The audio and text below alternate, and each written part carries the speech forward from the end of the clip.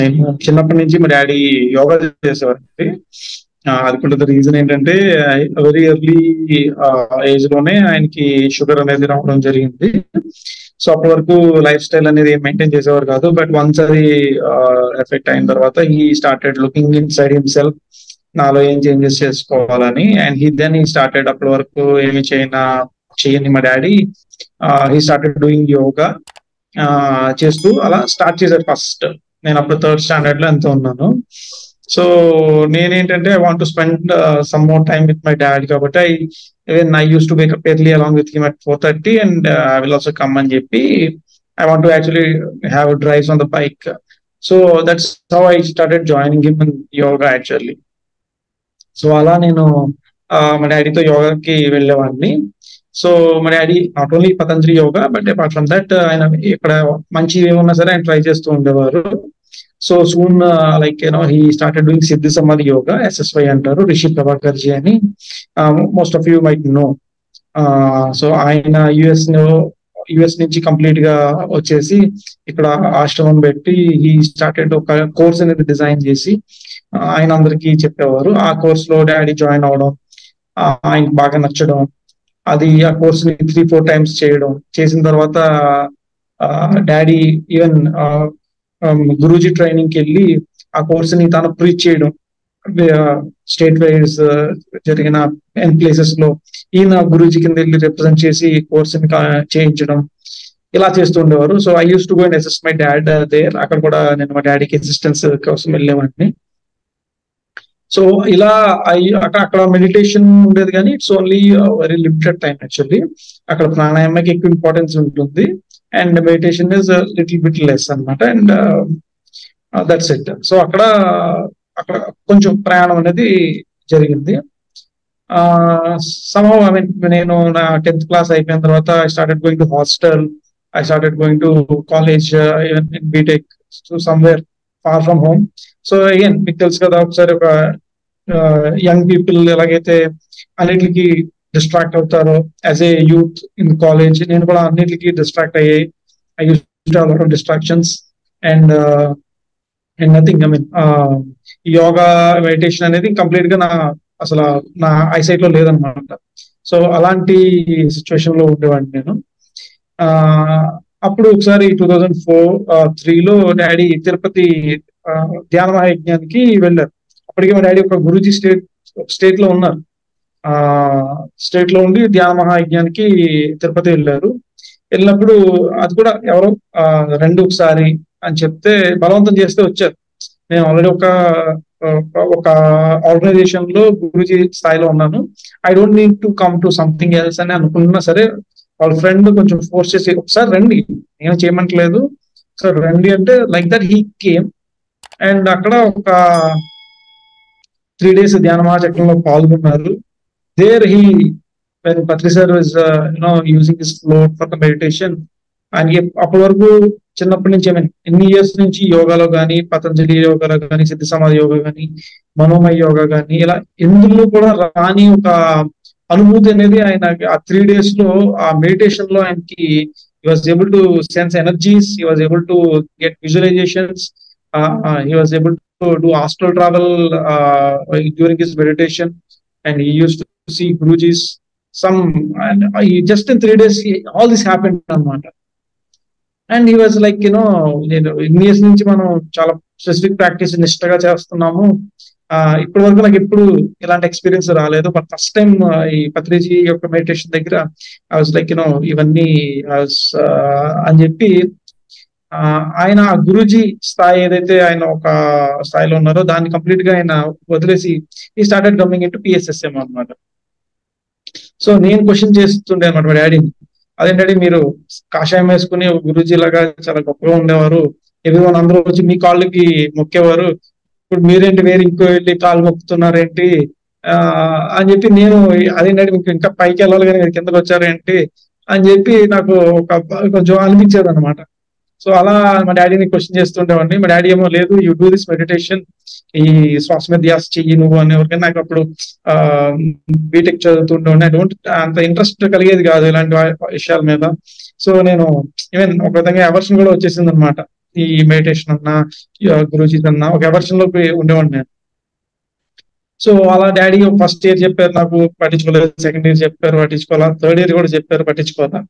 But మన destiny అనేది, మన పాత్ కానీ ఇవన్నీ ఎలా ఉంటాయంటే, ఆ చెప్పాను కదా, అది ఇఫ్ యూ మనం వెళ్ళాల్సిన పాత్ లో మనం వెళ్ళకుండా మన లైఫ్ డిజైన్ కి కొంచెం డిఫరెంట్ వేలో ఏదేదో సమాజం వెళ్ళినట్టు మనం వెళ్తుంటే లైఫ్ మనకి ఏం చేస్తుందంటే ఒక మొట్టిగా కొట్టి వెనక్కి లాగుతుంది అనమాట. సో అలా ఏం జరిగిందంటే, థర్డ్ ఇయర్ ఎండింగ్ లో ఉన్నప్పుడు నేను అనుకోకుండా మెట్ల మించి జారుతూ సరదాగా కింద పడిపోయి నా మోకాలు ఇరిగిపోయింది అనమాట. ఇరిగిపోతే was bedridden for 3 months. Operation చేశారు, మోకాల్ని మళ్ళీ మొత్తానికి అతికించారు. ఓ 3 months బెడ్ మీద కూర్చోబెట్టారు. సో నేను జనరల్గా చాలా యాక్టివ్ స్పోర్ట్స్ లో కానీ వీటిలో కానీ. అలాంటిది నన్ను అలా ఒకే చోటన మంచం మీద కూర్చొని కదలకుండా ఉండే సిచ్యువేషన్ లో ఉండేసరికి ఆల్మోస్ట్ ఒక 1 week 10 days లో I was like kind of depression వచ్చేసింది నాకు. లిటిల్ బిట్ డిప్రెస్డ్ అనమాట. ఎందుకంటే నేను ఐఎమ్ నాట్ కదలడానికి లేదు, ఏం చేయడానికి లేదు. ఓన్లీ ఆప్షన్ టీవీ చూడడం ఒకటే. And I'm not so much engaged in the TV. So ఇలా నాకు ఉన్న పరిస్థితుల్లో డాడీ వచ్చి అగైన్ మెడిటేషన్ చేయని చెప్పేవారు. మెడిటేషన్ చేయని చెప్తే అసలే నేను కాళ్ళు ఇరిపోయి బాధపడుతుంటే మీరేం డాడీ వచ్చి మెడిటేషన్ చేయమంటారు అని చెప్పి అలా మాట్లాడేవాడిని నేను. పాప రోజు చెప్పేవారు, లేదు కూర్చున్నావు కదా, అలాగే కూర్చుని అలా కాళ్ళు చేతుల్లో 2 కలుపుకొని అలాగే కళ్ళు మూసుకుని శ్వాస మీద ధ్యాస పెట్టు అని చెప్పేవారు. నేను అసలు నాకు చాలా అంటే నేనున్న పెయిన్ లో నాకు మళ్ళీ ఇవన్నీ చెప్తారేంటి అని చెప్పి నేను ఇంకా చాలా డిప్రెస్డ్ గా ఉండేవాడిని.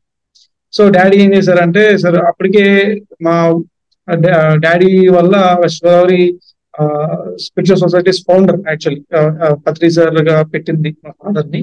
సో ఆయన స్ప్రెడ్ చేయడంతో కొంతమంది మాస్టర్స్ కింద తయారయ్యారు అప్పటికే.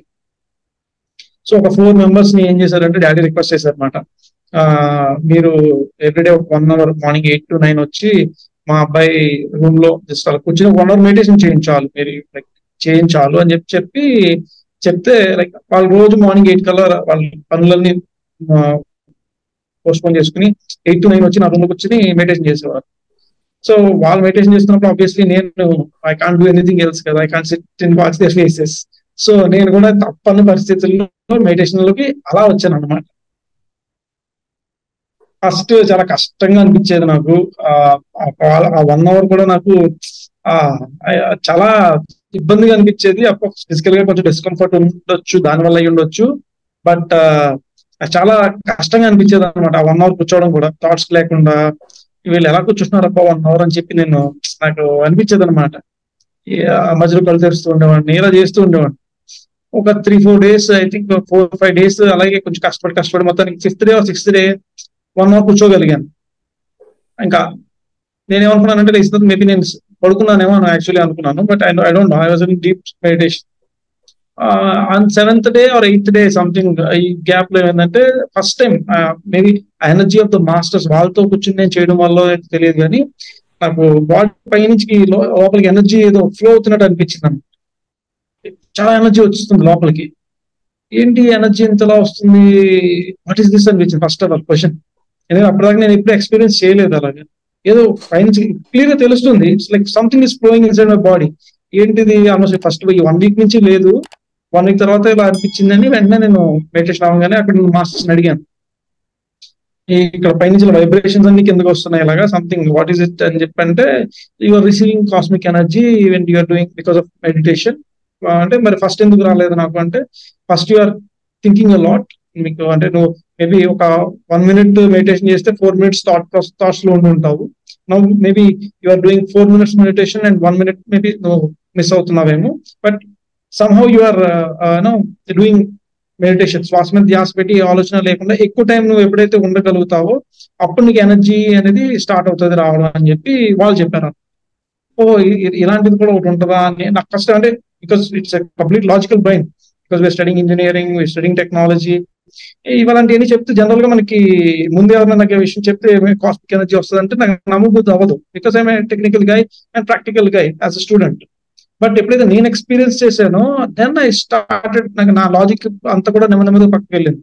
ఓకే నాకు తెలిసి అప్పుడు అర్థమైంది అనమాట, నాకు తెలిసింది చాలా కొంచెమే, మనకు తెలియంది మనం చదువుకుంది చాలా ఉందన్నమాట. అన్నప్పుడు I started getting some interest అనమాట. సో ఇలా మెడిటేషన్ చేస్తూ ఉండగా లైక్ నాకు ఆ మాస్టర్స్ మంచి బుక్స్ ఇచ్చారు. First book is the monk who sold his Ferrari అని చెప్పి రాబిన్ శర్మ బుక్ ఇచ్చారు.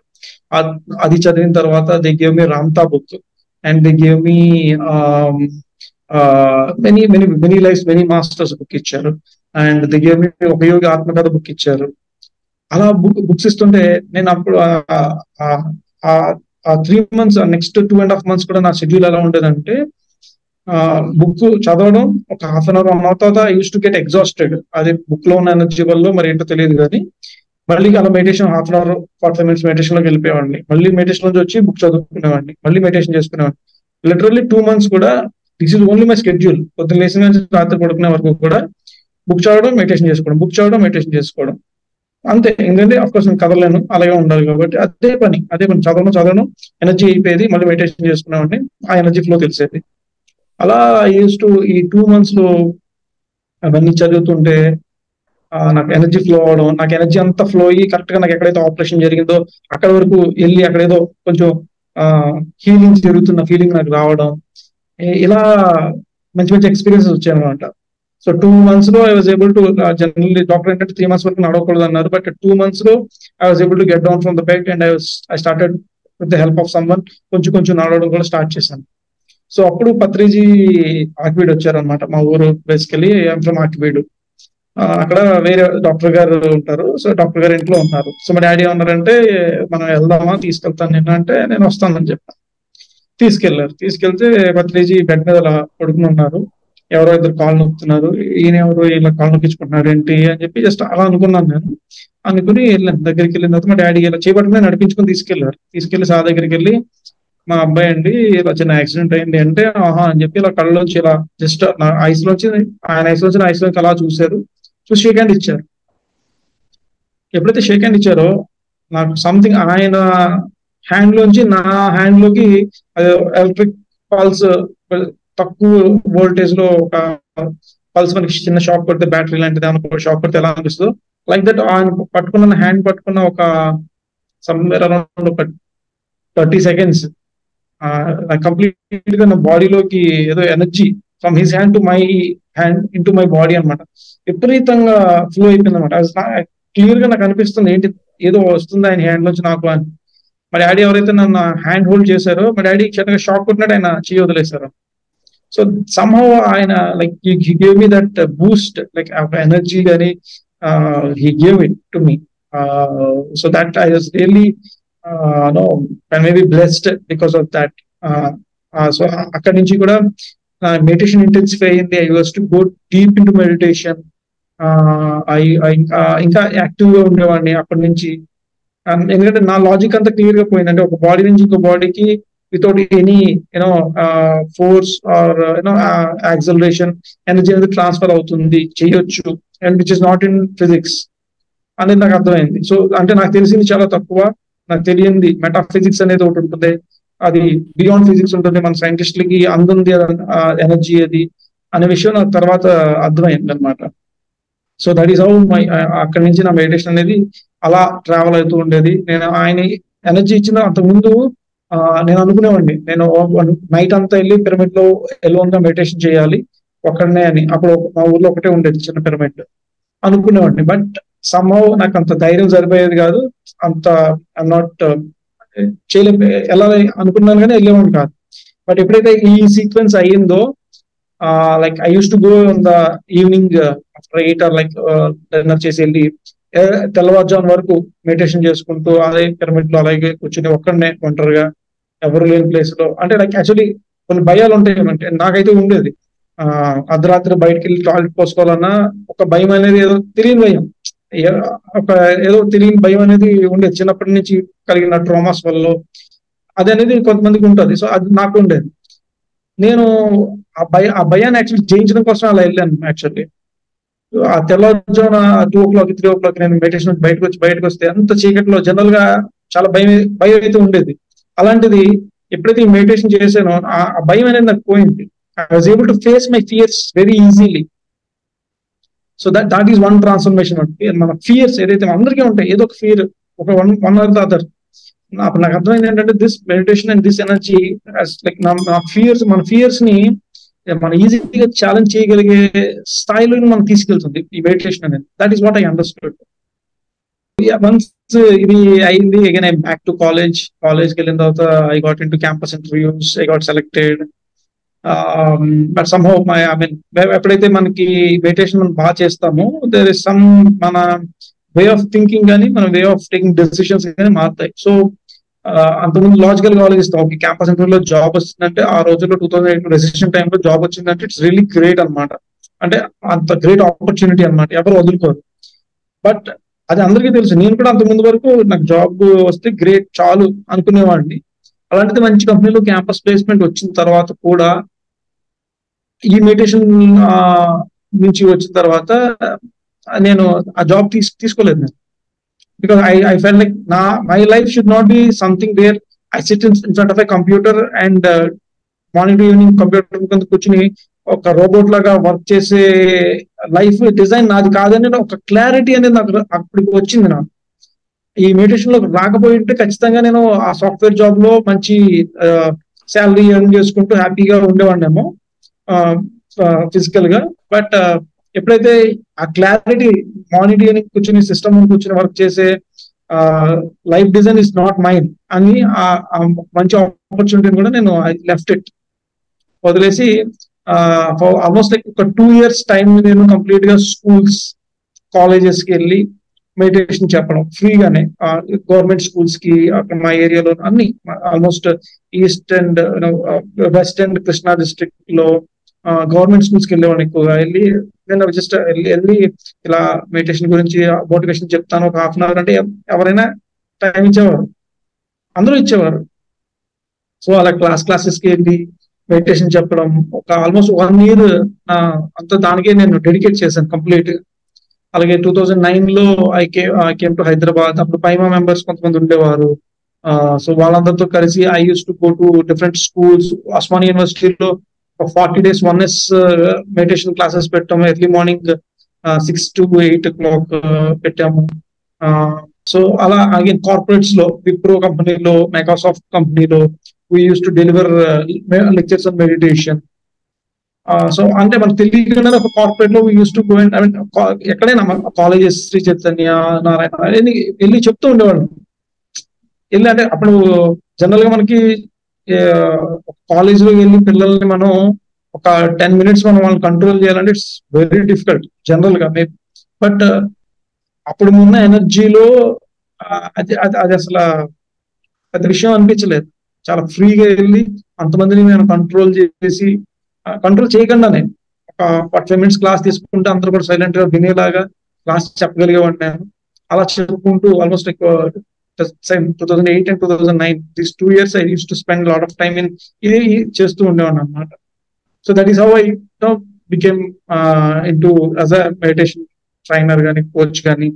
అనుకోకుండా ఇట్ హ్యాపెన్ లైక్ దట్, అంతే, just like that. It's just a part of the journey. First thing I have to tell is, ఒకసారి మనం meditation లో ఆ ఎనర్జీని, ఆ యొక్క హ్యాపీనెస్ ని మనం ఎప్పుడైతే అనుభూతి చెందుతామో, ద వెరీ ఫస్ట్ థింగ్ మనకి ఏమనిపిస్తుంది అంటే మనం వేరే వాళ్ళకి చెప్పాలనిపిస్తుంది. అది మన కరెక్ట్ గా ఎనర్జీ మనం రిసీవ్ చేసుకుంటే ఆ ఎనర్జీ మన లోపల ఉండనివ్వదు, మన కామ్గా ఉండనివ్వదు. ఖచ్చితంగా ఇది వేరే వాళ్ళతో షేర్ చేయాలి, చెప్పాలి అనే ఒక పుష్ అనేది మనకి లోపల నుంచి వస్తుంది. So that push is there. Like I was very happy. Basically గా హ్యాపీనెస్ జనరల్లీ మన అట్రిబ్యూట్స్ ఎలా ఉంటాయంటే we relate our happiness to our goals and desires. నాకు ఈ గోల్ అచీవ్ అయితే I think I will be very happy for that. ఈ business start చేసిన success అయితే ఐ విల్ బి హ్యాపీ. నాకు ఇంత పేరు వస్తే ఐ విల్ బి హ్యాపీ. లేదా నా డిజైర్స్ నా కోరికలు ఇవన్నీ ఫుల్ఫిల్ అయితే అందులో నాకు వచ్చే హ్యాపీనెస్ ఉంటుంది. This is how we generally almost 99% of the population ఇలాగే ఉంటారు. But when I was in this state, there is no relationship to the desire. Desires లేవని కాదు, but I'm not attached to the desire. I have desires to start, being an entrepreneur I have a desires, being an educationist I'm having certain desires, but I'm not attached to the desires. I was like, there's a lot of detachment. అంటే work చేసుకుంటూ వెళ్ళిపోతున్నాను తప్ప I'm not bothered about the outcomes. Outcome ని దృష్టిలో పెట్టుకుని చేయట్లేదు ఇంకా. అక్కడి నుంచి కూడా నేను ఏం చేసినా వర్క్ అంతే, ఇట్స్ కర్మ, కర్మ చేసుకుంటూ వెళ్తాం. భగవద్గీతలో చెప్పినట్టు ప్రతిఫలం గురించి ఆలోచించుకొని ఏదైతే కృష్ణుడు చెప్తాడో అది ఏంటంటే ఆ మైండ్ సెట్ అనేది ఆటోమేటిక్ గా మనకు వస్తుంది. మనం అది పెట్టుకోవాలని మనం ఆలోచిస్తే అది పెట్టుకోలేకపోతామేమో కానీ, బట్ మనం మెడిటేషన్ లో ఒక మాస్టరీ అనేది మనం ఎప్పుడైతే సంపాదిస్తామో, you really don't care about the outcomes. You keep on working. మన వర్కింగ్ పెరుగుతుంది, మన ప్రొడక్టివిటీ పెరుగుతుంది. యూ జస్ట్, మీరు మీ ఎనర్జీ లెవెల్ ఎలా పెరుగుతుంది అంటే, you will be keep on going. అంటే you will not be stagnant, you will not be stressed, you will not be you know over thinking, you will not be into pressure, you will not be negative thinking. ఇవేమీ ఉండవు. ఈ general గా అందరికీ ఉండేవి, normal life లో, job లో, అన్నిటిలోనూ ఉండేవి. ఇవేమీ ఉండవు. You will just go with the flow అనమాట. ఫ్లో లో వెళ్ళిపోతూ ఉంటారు. జస్ట్ ఒక రివర్ లో ఎలా అయితే irrespective the rocks and all it will flow happily, అలా మనం హ్యాపీగా మన పనులు కానీ, మన జాబ్ కానీ, మన బిజినెస్ కానీ చేసుకుంటూ హ్యాపీగా ఫ్లో వెళ్ళిపోతూ ఉంటాం అన్నమాట. So that is how that the mind set will be very different as a meditation and as a when you get in to mastery, the energy level will be on a different level. అంతే.